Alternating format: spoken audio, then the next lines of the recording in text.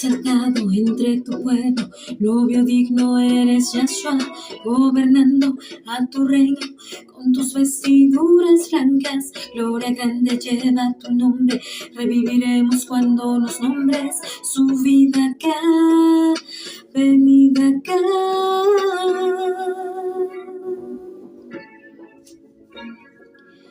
Bajo el talit de Yahshua, bajo la luz de Yahshua, bajo el amor de Yahshua, bajo el talit de Yahshua.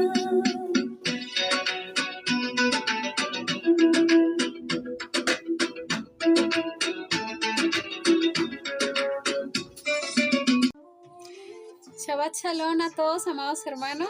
Espero que estén pasando un excelente Shabbat y que hayan tenido un excelente fin de semana también. En esta ocasión vamos a estar viendo la parashá Vayigash, que es la continuación de las otras dos parashot anteriores, cuando Jacob pierde a su hijo, Yosef, y por fin ahora, después de que sus hermanos lo encontraron, él se da a conocer a ellos y manda a traer a su padre para que pueda abrazarlo por última vez. Esta parashá tiene mucha profecía porque nos habla también acerca de que las profecías que se vivieron en ese tiempo también aplican a nuestros tiempos, que son los últimos tiempos. Y es una parashá muy interesante, espero que les guste.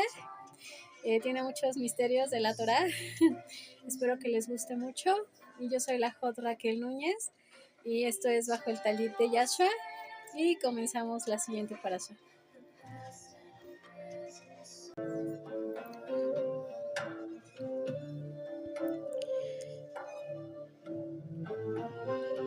Parashá número 11. Vayigash significa y se acercó. Esta parashá va de Génesis 44:18 a 47:27. El título de esta parashá, y se acercó, se refiere a cuando Yosef le pidió a sus hermanos que se acercaran a él lo suficiente como para que pudiera él mostrarle su circuncisión.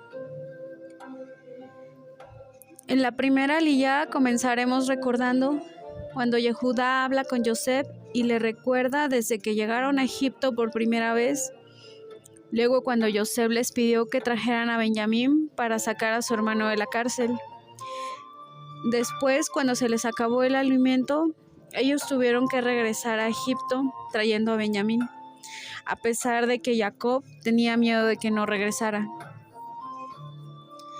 En la segunda porción, Yehudá quedó como responsable de llevar a Benjamín de regreso con su padre. Yosef se conmueve y no puede contenerse más. Él se les revela como su hermano. Él les dice que los perdona por haberlo vendido, ya que Elohim convierte en algo bueno todo lo que le pasó, y después manda a traer a su padre para verlo. En la tercera aliyá, les ofrece un lugar en Gosén a toda su familia, porque ya pasaron 2 años, pero todavía quedan 5 años de hambre en la tierra. La casa de Faraón se entera y anima a Yosef a enviar siervos con carros para buscar a su padre. En la cuarta aliyá, el Faraón manda carretas y Yosef les envía provisiones y mudas de ropa junto con sus hermanos para ir por su padre. Jacob los ve llegar con todas estas cosas y le informan que su hijo Yosef está vivo y lo está esperando.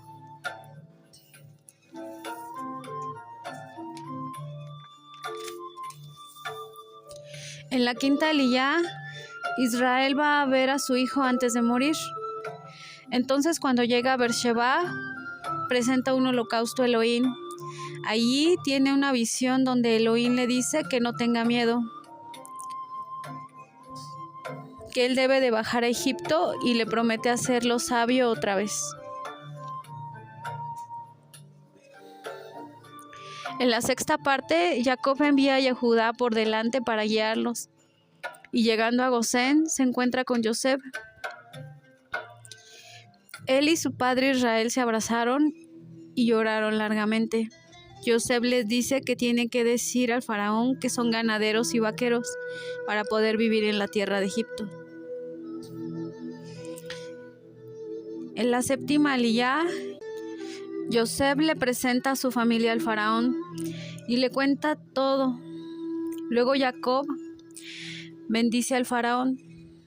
Yosef instala a su padre en la tierra de Ramsés, como le manda el faraón. Yosef vende el grano recibiendo dinero, pero cuando éste se los acaba a los egipcios, venden su ganado. Al siguiente año ofrecen sus tierras y luego sus servicios a cambio de semillas para vivir. Yosef compra toda la tierra para el faraón y a todos los hombres como esclavos.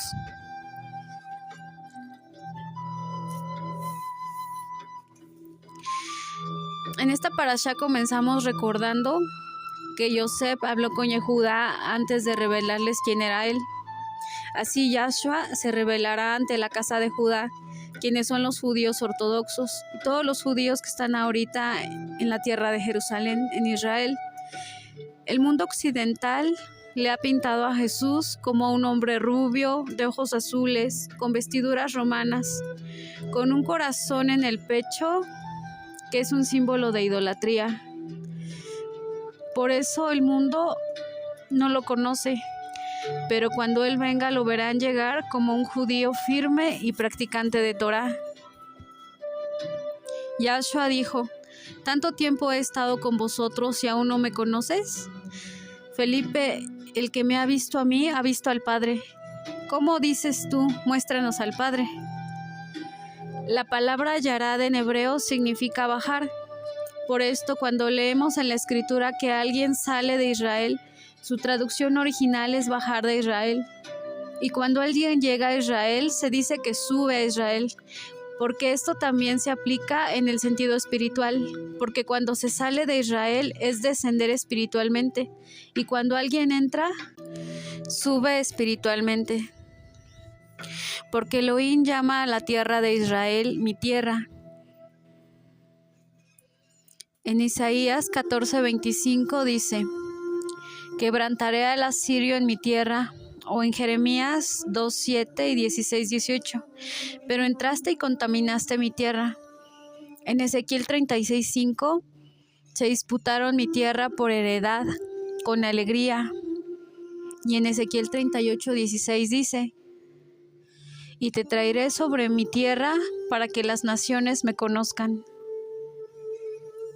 También en Joel 1:6 dice: porque pueblo fuerte e innumerable subió a mi tierra. Por esto vemos que entrar a la tierra de Israel es entrar más cerca del Eterno. En Deuteronomio 11:12 dice: es una tierra que el Eterno tu Elohim cuida.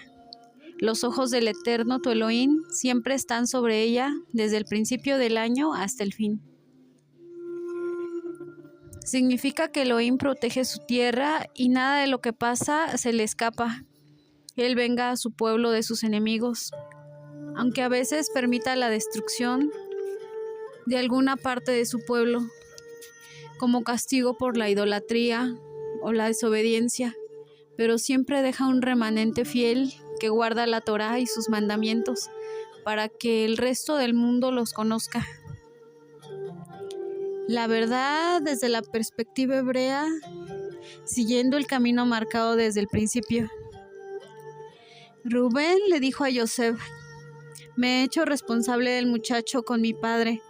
Rubén se puso en lugar de su hermano Benjamín, como el Mesías se puso en lugar de todos los pecadores, para ser encarcelado y sacrificado. Como dice en Revelación o Apocalipsis 5:6, la novia del Mesías estará sin mancha ni arruga, ni cosa semejante. El Mesías tuvo que llevar en su lugar las marcas por las consecuencias del pecado, como dice en Juan o Yohanan 20:25. Los otros discípulos le decían: hemos visto al Adón. Pero él les contestó: si no veo en sus manos las marcas de los clavos, y meto el dedo en el lugar de los clavos, y pongo la mano en su costado, no creeré. Y 8 días después, los discípulos estaban otra vez dentro, y Tomás con ellos. Estando las puertas cerradas, vino Yahshua, y se puso en medio de ellos, y dijo, Shalom Aleichem. Luego dijo, Tomás, acerca a mí tu dedo y mira mis manos. Extiende aquí tu mano y métela en mi costado, y no seas incrédulo, sino creyente. Respondió Tomás, y le dijo, Adón mío y Elohim mío. Volviendo al relato de Génesis, porque Yehudá esta vez había cambiado y ya no era el mismo. Él quería rectificar su comportamiento anterior. Quería cambiar con su hermano Yosef, ahora en Benjamín. Por eso, en vez de entregar al otro hijo de Rachel, ahora se puso en el lugar de él. Con esto Yosef supo que su hermano Yehudá estaba arrepentido, porque cuando alguien quiere reparar el error que cometió, eso es señal de arrepentimiento sincero, como está en Lucas 19:8. Zacarí, puesto en pie, le dijo al Adón, He aquí, Adón, la mitad de mis bienes daré a los pobres, y si en algo he defraudado a alguien, se lo restituiré 4 veces. Y Yahshua le dijo, ha venido la salvación a esta casa, ya que él también es hijo de Abraham. Al querer dar restitución poniéndose Yehudá en vez de su hermano, probó que había arrepentimiento en su corazón. Al igual que la casa de Judá, cuando muestran arrepentimiento sincero por haber rechazado al Mesías, entonces Yahshua se les revelará como se le ha revelado a algunos, como lo hizo con sus discípulos, como está en Hechos 10:40. A este Elohim le resucitó al tercer día e hizo que se manifestara, no a todo el pueblo, solo a los más cercanos a él, que fueron testigos y que fueron escogidos de antemano por Elohim, es decir, a nosotros que comimos y bebimos con él después que resucitó de los muertos. La palabra hebrea hitbadá significa conocer y viene de la raíz yadá, que también se utiliza en la escritura para describir una relación muy íntima y muy cercana. Por esto, cuando en el texto aparece que Yosef les pidió a sus hermanos que se acercaran hasta él, era para poder mostrarles su circuncisión, para probarles con esto que él sí era Yosef su hermano. Hasta cuando los 2 hermanos estuvieron reunidos, él se dio a conocer a ellos. De la misma manera hará el Mesías. Cuando las 12 tribus estén de acuerdo, se harán presentes y será reconocido por todos en su segunda venida. Porque la primera vez que vino no lo reconocieron, como a Yosef cuando sus hermanos lo vieron por primera vez. El Mesías se dará a conocer a los descendientes de las 12 tribus de Israel. Se acercará a cada uno de manera más íntima, revelándose a ellos con su identidad hebrea, para traerlos de nuevo a sus raíces hebreas, restaurando a su pueblo en los últimos tiempos. Este es el tiempo de la restauración de todas las cosas, quitando los nombres de los Baales, purificando nuestros labios con un carbón encendido. Ya no le llamaremos más Señor, sino Ishi, nuestro esposo. El tener el conocimiento de que somos israelitas cambia de manera radical nuestra vida al saber de dónde venimos y quién es Yahshua, para dejar de ser gentiles y extranjeros, ajenos a los pactos y a las promesas de nuestro Elohim, reclamando nuestro lugar como hijos de Abraham y hebreos, hijos de Israel. Como Yehudá, que hablando de corazón, Yosef al oírlo no pudo soportar más y tuvo que rebelarse como su hermano. Así los judíos tienen que clamar con todo su corazón y con toda su alma y con todas sus fuerzas y gemir arrepentidos por no haber reconocido al Mesías la primera vez que lo vieron. Él se revelará a ellos como está en Mateo 23:39. Porque digo que desde ahora no me verás, hasta que digas, bendito el que viene en el nombre del Adón. y en Hechos 3:19, así que arrepentíos y convertíos, para que sean borrados vuestros pecados, para que vengan de la presencia del Adón tiempos de refrigerio, y Él envíe al Mesías Yahshua, a quien es necesario que el cielo retenga hasta la restauración de todas las cosas, que habló Elohim por medio de sus santos profetas, que ha sido desde tiempo antiguo. Cuando Yosef se reveló a sus hermanos, lloró tan fuerte que lo escucharon hasta la casa del faraón. Así de fuerte llorarán cuando se les dé a conocer. También Yahshua lloró cuando iba a ser capturado en el huerto de Getsemaní. Por Jerusalén, en Lucas 19:41. Los habitantes de Jerusalén llorarán cuando se dé a conocer y muestre sus heridas, la señal del pacto renovado. Como dice en Zacarías 12:10, y derramaré sobre la casa de David y sobre los moradores de Jerusalén espíritu de gracia y de oración. Mirarán a mí a quien traspasaron y llorarán como se llora por el hijo unigénito, afligiéndose. Y en el verso 11 dice, en aquel día habrá gran llanto de Hadad Rimón en la llanura de Megiddo, y se lamentará la tierra, cada familia por su lado, la familia de la casa de David por su lado, sus mujeres por su lado, la familia de la casa de Natán por su lado y sus mujeres aparte, la familia de la casa de Leví por su parte y sus mujeres por su parte, y todas las familias por su lado. Significa que toda la tierra sufrirá cuando venga y reconozcan al Mesías verdadero, no como nos lo han enseñado, sino que ahora lo conoceremos como se les dio a conocer a sus discípulos.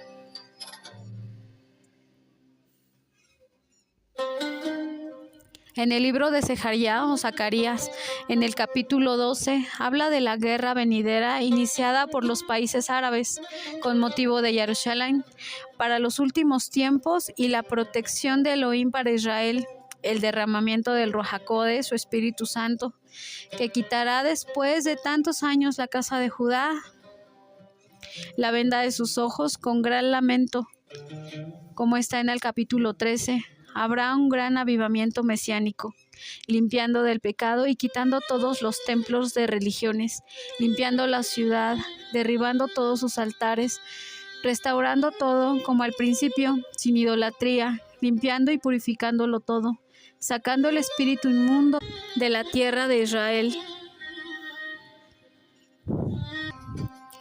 restaurando el culto en el templo y los sacrificios, provocando al resto del mundo gentil que va a ir en contra de Jerusalén, como está en Zacarías 14:1-15.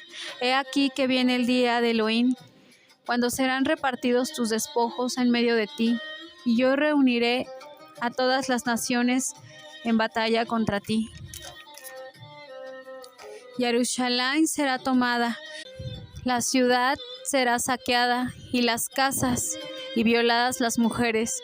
La mitad de la ciudad será desterrada, pero el resto del pueblo no será cortado de la ciudad.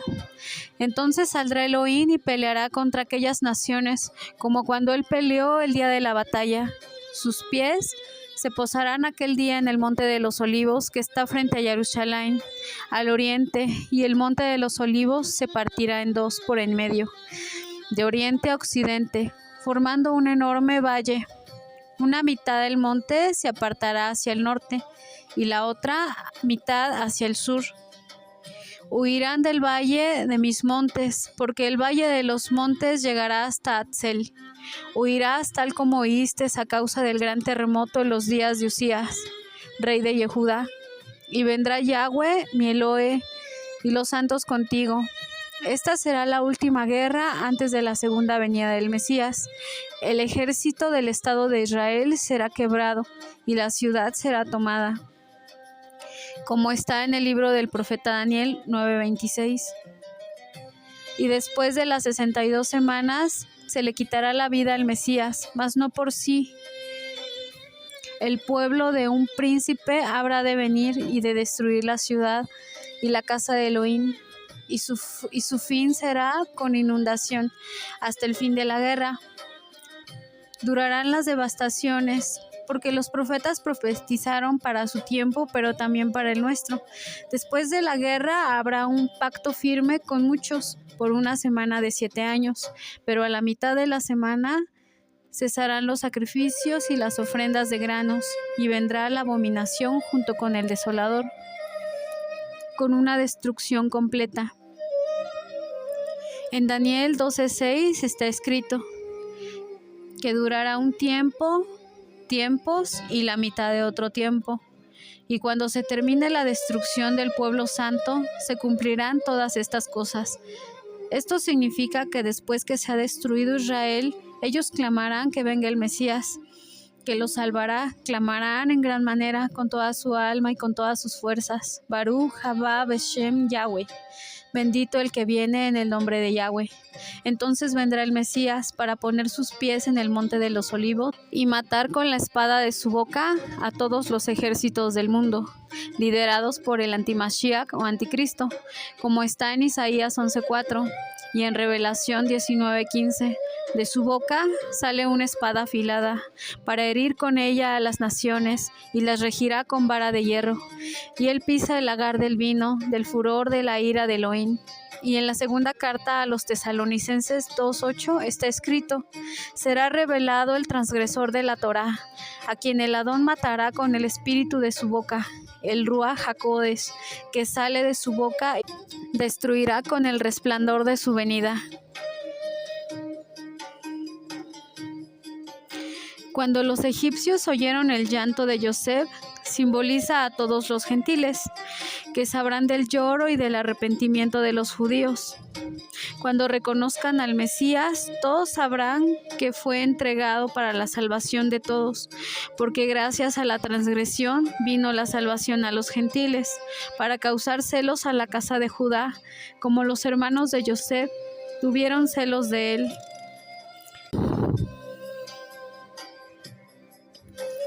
Como en la parábola de los 2 hermanos, uno se va al mundo a derrochar su herencia, y cuando regresa arrepentido, el otro hermano, el que se quedó en la casa obedeciendo a su padre, se pone celoso, porque en vez de ser reprendido y castigado, su hermano es recibido con fiesta. Y el que se quedó con su padre no, él no fue retribuido. Entonces el padre le contesta: tú siempre has estado conmigo, pero aquel tu hermano que se fue estaba muerto y ahora ha revivido, como en la profecía de Ezequiel 37 y el valle de los huesos secos. Se refiere al pueblo de Israel en estado de desesperanza, en el exilio. Al ser restaurados los huesos de los muertos, estos son revividos milagrosamente por el Eterno, representando la restauración espiritual de Israel y la renovación de la vida por poder de Elohim.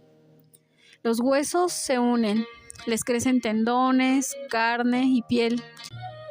Elohim le pide a Daniel que profetice el aliento de vida que entra en los cuerpos y se levanten como un ejército inmenso. Así saca a su nación del exilio, dándoles un nuevo espíritu, estableciéndolos en su propia tierra. Así como simboliza el restablecimiento del Estado de Israel, también la restauración espiritual de quienes estaban muertos por el pecado, restaurando lo que estaba perdido. Para el pueblo de Israel habrá 2 años de gran hambre, donde no podrán comprar ni vender por no tener la marca biométrica o el chip en la mano o en la frente, para poder pagar cuando el dinero físico y las tarjetas de crédito hayan desaparecido, pero serán sustentados por el Eterno durante este periodo. Todo será de manera sobrenatural. Esta profecía es de donde salen todas las historias de hombres desencarnados, que al perder su capacidad de comunicarse con el Eterno, perdieron su humanidad, al dejarse implantar en el cerebro tecnología biométrica de control mental, donde dice en la Escritura: los hombres buscarán la muerte, pero no la hallarán, la muerte huirá de ellos. Y en Apocalipsis 16:2, así que el primer ángel fue y derramó su copa sobre la tierra, y aparecieron unas úlceras pestilentes y dolorosas en la gente que tenía la marca de la bestia y que adoraba su nombre. Y en Apocalipsis 13:16, hacía que a todos, pequeños y grandes, ricos y pobres, libres y esclavos, recibieran una marca en su mano derecha y en su frente, que impedía comprar y vender a todo el que no tuviera la marca. Esto es el nombre de la bestia o el número de su nombre. Aquí es donde la sabiduría es necesaria. Aquellos que entienden deben contar el número de la bestia, porque es número de persona y su número es 666. En Apocalipsis 13:11 continúa. Vi entonces otra bestia saliendo de la tierra. Tenía 2 cuernos semejantes a los de un cordero, pero hablaba con voz de dragón. Ejerció toda la autoridad de la primera bestia en su presencia y hace que la tierra y sus habitantes adoren a la primera bestia, cuya herida mortal fue sanada. Se refiere a una religión mundial. Hace grandes milagros, hasta hace que caiga fuego del cielo, mientras la gente mira. Ella engaña a los que viven en la tierra. Por los milagros que se le permite hacer delante de la bestia, le fue permitido hacer la imagen de la bestia y infundir aliento en ella, para que pudiera hablar, y se le permitió matar a todo el que no adorara la imagen de la bestia. Esto es un ídolo que se pondrá para que todo el mundo le adore. Esto sin duda se refiere a la llegada del Anticristo, quien obligará al mundo, cuando sea puesto como líder mundial, a ponerse la marca biométrica, sin la cual nadie podrá comprar ni vender, y obligará al mundo a adorarlo como si él fuera Dios, sentándose en el templo de Elohim, pidiendo adorar su imagen, destruyendo así por medio del ecumenismo, primero uniendo todas las religiones, diciendo que todos adoran al mismo Dios, para después eliminar todo rastro de Dios, y para que toda la adoración sea al final obligatoria, para que el mundo crea que Él es Dios, siendo ayudado al principio por la Iglesia Católica Romana y el falso profeta. Después, él mismo destruirá a todas las formas de culto en el mundo, poniéndose a sí mismo por encima de Elohim. Al profeta Eliyahu o Elías, Elohim lo sustentó por los años de sequía en la primera carta a los Reyes 17:4. Le dijo: beberás del arroyo, yo he mandado a los cuervos a que te den allí de comer. Y en el capítulo 14, Elohim me envió delante de ustedes para formar un remanente en la tierra, para guardarlos con vida mediante una gran liberación. En Romanos 11:14 leemos: si en alguna manera puedo causar celos a mis compatriotas y salvar a algunos de ellos. Así como Elohim sustentó al profeta Elías, después lo llevó a la casa de una mujer viuda para ayudarla a sobrevivir con su hijo, ya que ella estaba dispuesta a cocinar la última poca harina que le quedaba y después dejarse morir. Entonces, cuando llegó Elías, él le dijo: cocina esta harina y dámela a mí, y Elohim te sustentará de aquí en adelante todo el tiempo que yo permanezca en tu casa. Entonces, cada vez que ella iba y cocinaba, se volvía a llenar la vasija de aceite y se volvía a llenar la vasija de harina. Y durante todo el tiempo que el profeta Elías estuvo en su casa, nunca les faltó el alimento, y así ellos pudieron sobrevivir a la sequía. Así, de la misma manera, Elohim sustentará a su pueblo de manera milagrosa, haciendo que los alimentos nunca se terminen, aunque no haya una gran cantidad de alimentos guardados para la gran tribulación.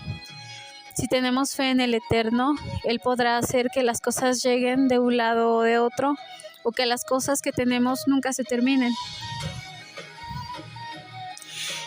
En el libro de Revelación 3:17 también dice: porque tú dices, yo soy rico y me he enriquecido, y de ninguna cosa tengo necesidad, y no sabéis que tú eres un desventurado y miserable, pobre, ciego y desnudo. Por eso yo te aconsejo que de mí compres oro refinado en fuego para que seas rico, y vestiduras blancas para vestirte, y que no se descubra tu desnudez, y unge tus ojos con colirio para que veas. Yo reprendo y castigo a todos los que amo. Sé pues celoso y arrepiéntete.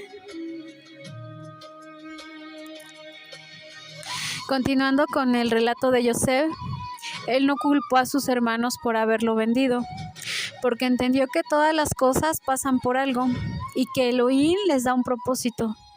Yosef fue lo suficientemente maduro para ver las cosas desde el mundo espiritual, siguiendo los planes de Elohim sin importar en qué situación se encontraba. Él no perdió la fe, porque como Yosef fue vendido para salvar a muchos del hambre, el Mesías fue vendido para la salvación del mundo. El faraón puso a Yosef como amigo y jefe, señor de toda su casa y gobernante sobre el mando, al igual que nuestro Mesías fue puesto por Elohim en los últimos tiempos. Como está en Isaías 11:12, subida donde mi Padre alzará un estandarte delante de las naciones, reunirán a los desterrados de Israel y juntará a los dispersos de Judá de los 4 confines de la tierra. Esto se refiere al Natsal o al arrebatamiento. Esto se hará a su pueblo Israel, como leemos en Mateo 24 al 29. Inmediatamente después de la persecución de aquellos días, el sol se oscurecerá, la luna no dará su luz, las estrellas caerán desde el cielo y las potencias de los cielos serán sacudidas. Entonces aparecerá en el cielo la señal del Hijo del Hombre, que es Yahshua, y todas las tribus de la tierra harán duelo. Verán al Hijo del Hombre que viene sobre las nubes del cielo con poder y gran gloria. Y él enviará a sus ángeles con gran shofar, y reunirán a sus escogidos de los 4 vientos, desde un extremo de los cielos hasta el otro. Así está escrito: el arrebatamiento viene inmediatamente después de terminar la gran tribulación, no antes ni a la mitad, sino al terminar, que son 3 años y medio, que es la última parte de la semana 70. En Daniel 9:27 y en Mateo 24:5, porque vendrán muchos en mi nombre diciendo: yo soy el ungido, y a muchos engañarán, y oiréis de guerras y de rumores de guerras. Mirad que no os turbéis, porque es necesario que todo esto acontezca, pero aún no es el fin. Porque se levantará nación contra nación y reino contra reino, y habrá pestes y hambres y terremotos en diferentes lugares. Y todo esto será principio de dolores, como cuando la mujer encinta va a dar a luz. Esto es el 5º sello. El principio de dolores de parto de Mateo 24:9 dice: entonces os entregarán a persecución y os matarán, y seréis aborrecidos de todas las gentes por causa de mi nombre. Muchos tropezarán, y entonces se entregarán unos a otros se aborrecerán, y muchos falsos profetas se levantarán y engañarán a muchos por haberse multiplicado la maldad, y el amor de muchos se enfriará. Mas el que persevere hasta el fin, ese será salvo.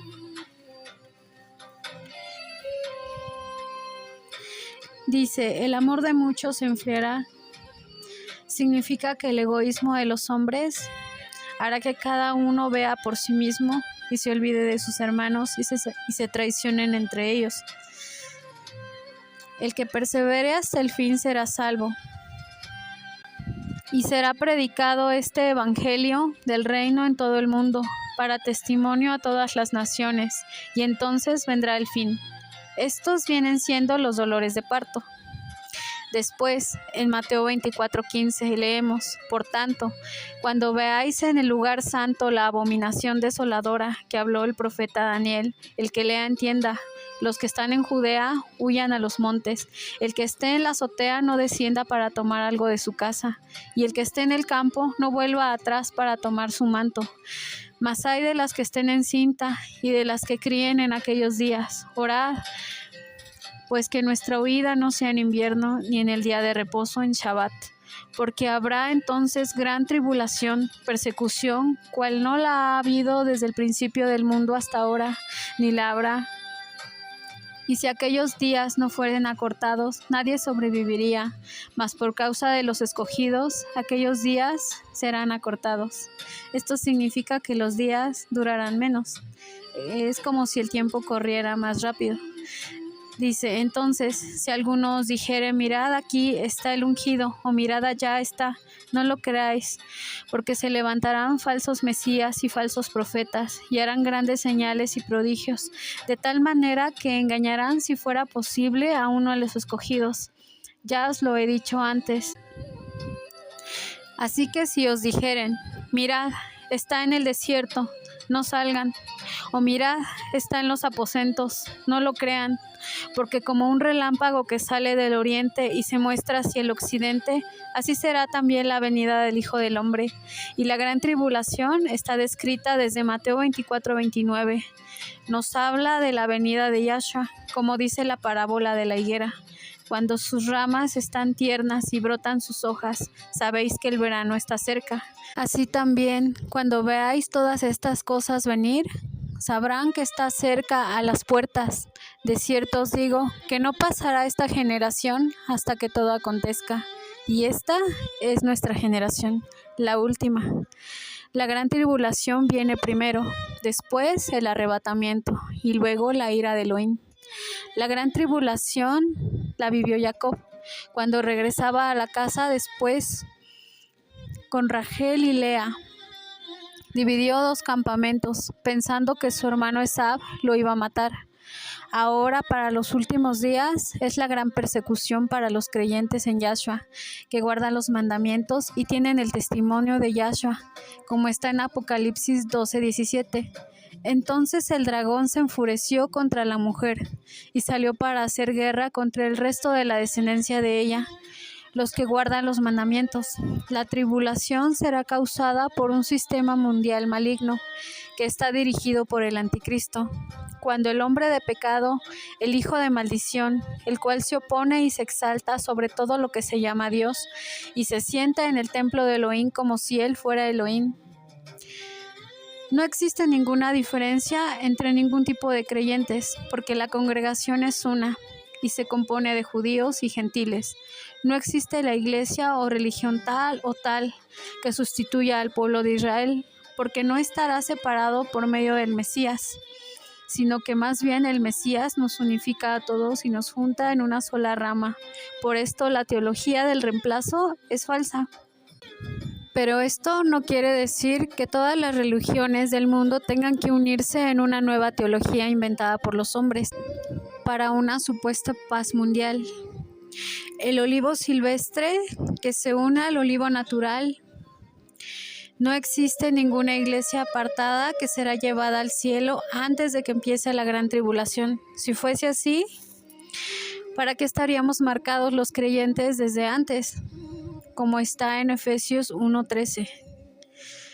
Además, ustedes que oyeron el mensaje de la verdad, las buenas noticias que ofrecen salvación y ponen su confianza en el Mashiach, fueron sellados por él con la promesa del Ruach HaKodesh, quien garantiza nuestra herencia hasta que tengamos posesión de ella, y así darle exaltación que corresponda con su gloria.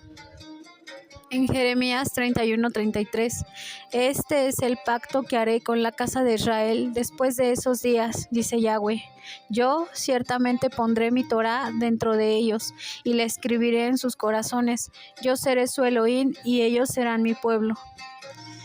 Y en Éxodo 31:13 dice, dile a los hijos de Israel, ustedes observarán mi Shabbatot, que son todos los días de celebración que son apartados exclusivamente para el Eterno, porque esta es una señal, no solo el Shabbat, entre yo y ustedes, por todas sus generaciones, para que ustedes sepan que yo soy Yahweh, que los aparta para mí.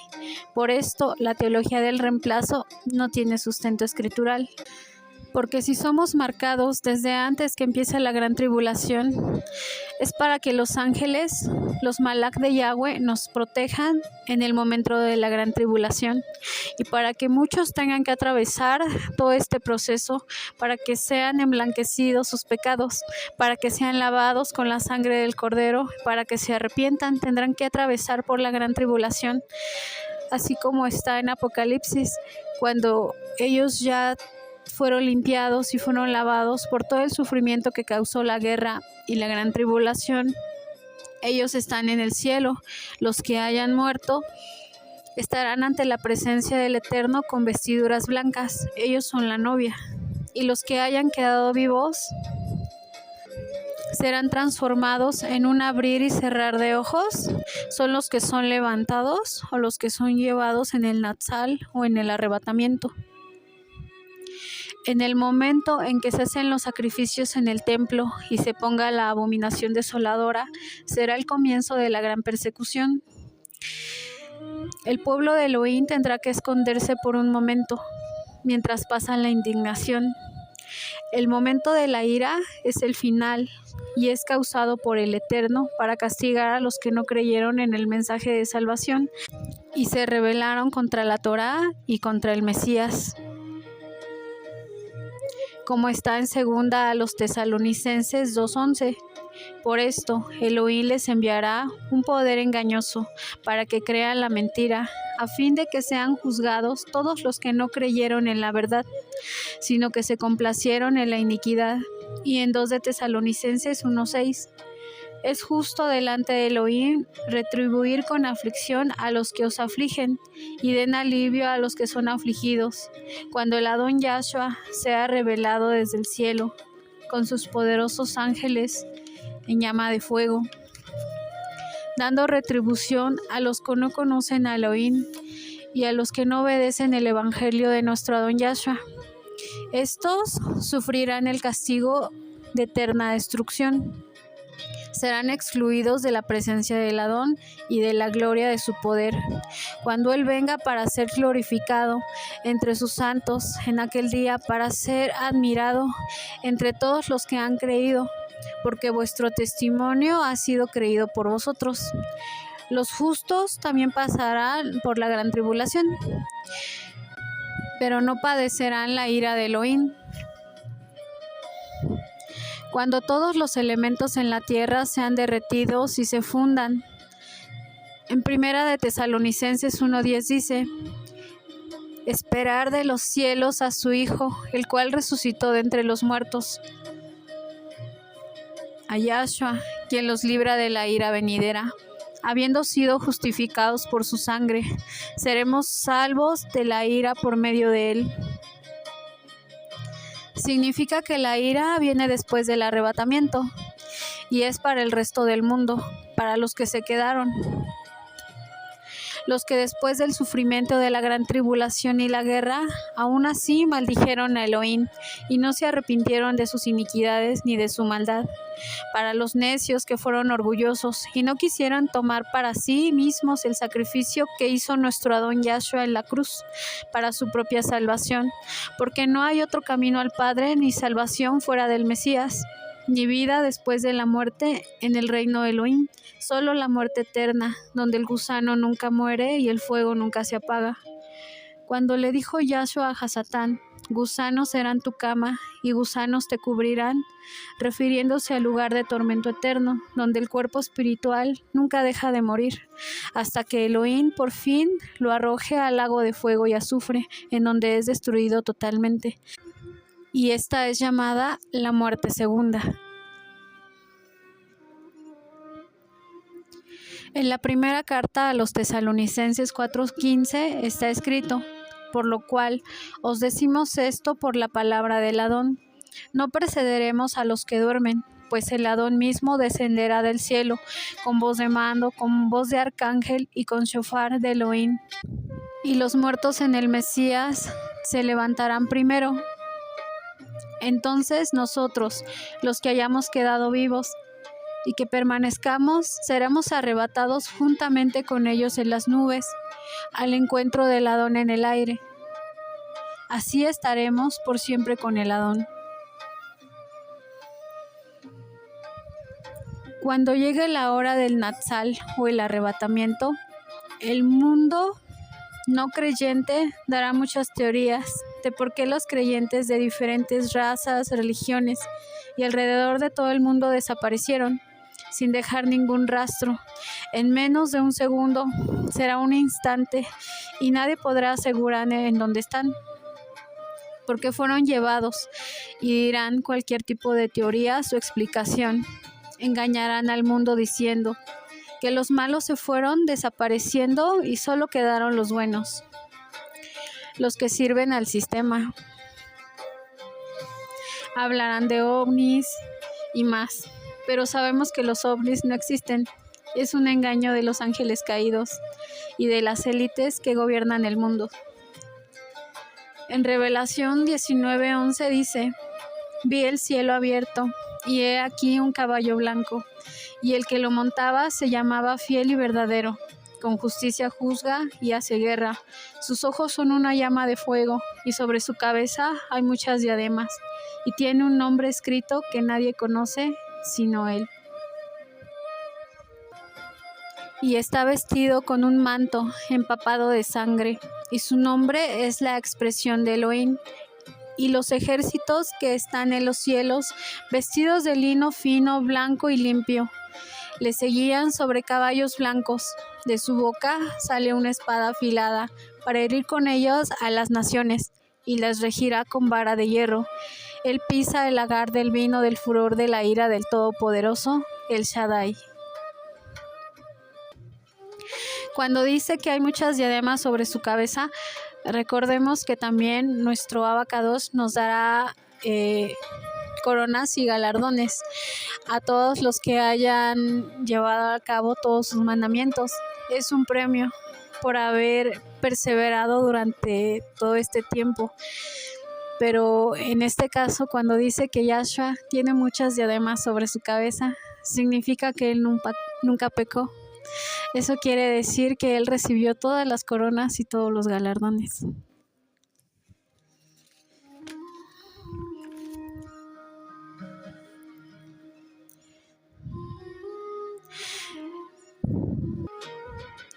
En el relato donde Yosef y su hermano Benjamín se abrazan y lloran, representa el momento futuro en que estarán en el Mishkan, que es la casa de Elohim, en Silo, en la tierra de Yosef.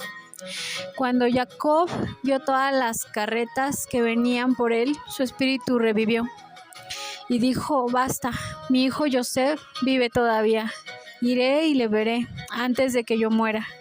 Y salió Israel con todo lo que tenía, y llegó a Beersheba y ofreció sacrificios a Elohim. Entonces Elohim le habló diciendo: de ti haré una gran nación en Egipto. Luego partió de Beersheba a Egipto con toda su descendencia. Estos son los hijos de Jacob, o Israel: Rubén y sus hijos, Hanoc, Falú, Arzón, Carmí. Los hijos de Shimeón, Gemuel, Jamín, Ohad, Joaquín, Zoar y Saúl. Los hijos de Leví son Gersón, Coat y Merari. Los hijos de Judá, Onán, que murieron en la tierra de Canaán. Y los hijos de Fares, que fueron Gersón y Jamul. Los hijos de Isaacar, Tolá, Fuá, Job y Simrón.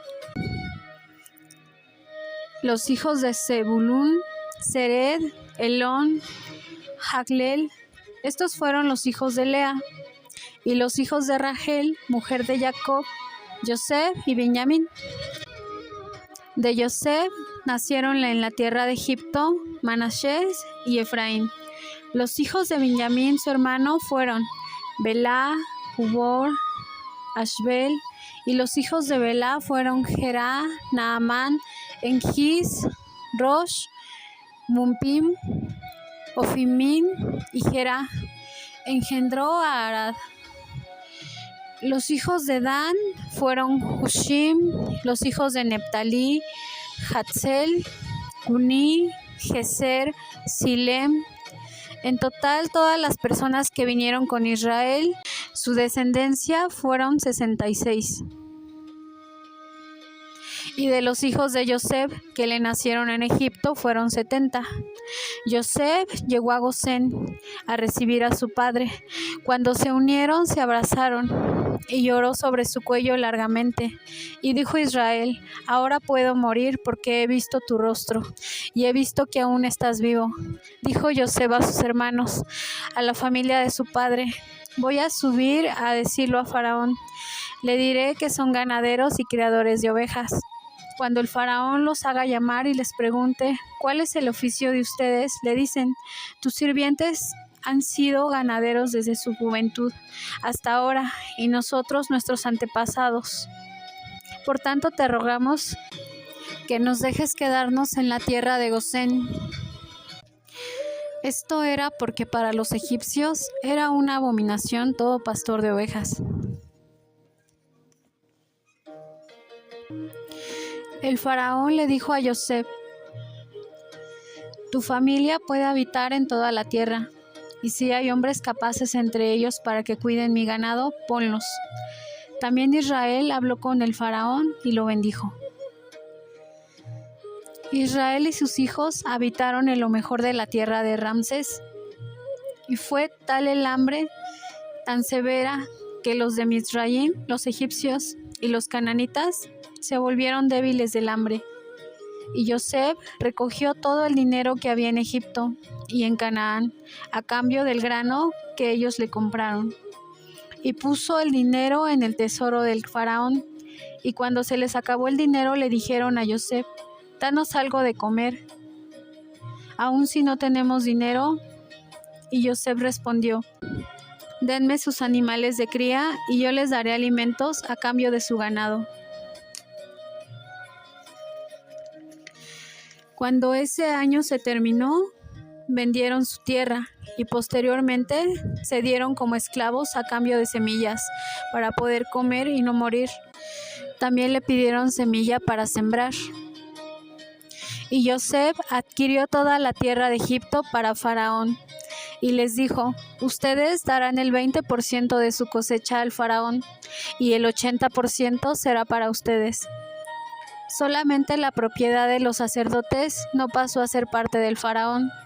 Israel vivió durante 17 años y sus descendientes se multiplicaron en gran manera, que vivió en total 147 años y llegaron sus días para morir.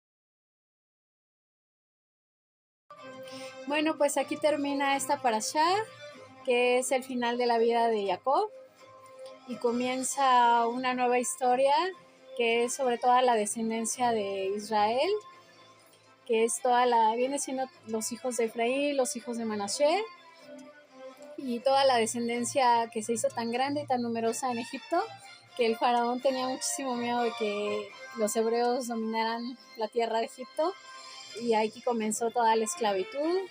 Y una nueva historia donde llega Moisés, Moshe, y libera al pueblo de Israel, que ya eran demasiados en número, y lo saca por el Mar Rojo. Y esa es una nueva historia. Aquí terminamos esta parashá de Israel, antes Jacob. Y nos vemos la próxima semana. Yo soy la Jod Raquel Núñez. Esto es Bajo el Talit de Yahshua. Suscríbanse al canal. Y Shalom, Yahweh los bendiga y los guarde. Yahweh haga resplandecer su rostro sobre ustedes y tenga de ustedes compasión. Yahweh alce sobre ustedes su rostro y les dé Shalom. En el nombre bendito y poderoso de nuestro don Yahshua HaMashiach, le damos toda Rabá. Amén. Amén. y que tengan un excelente, muy bonito Shabbat Shalom. Yahweh los bendiga y los guarde. Nos vemos la próxima semana con la siguiente parasha. Shabbat Shalom.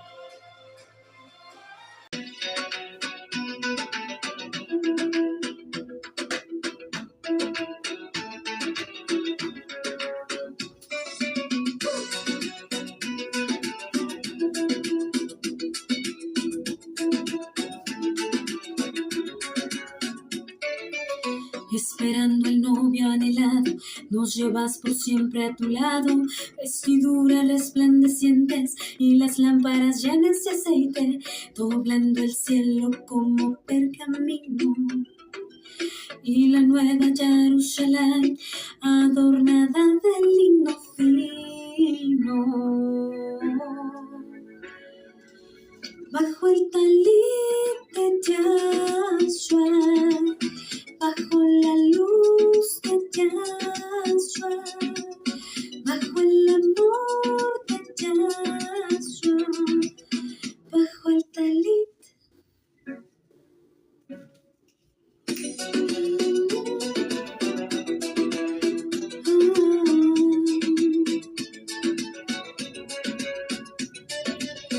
Gritando el pacto consumado.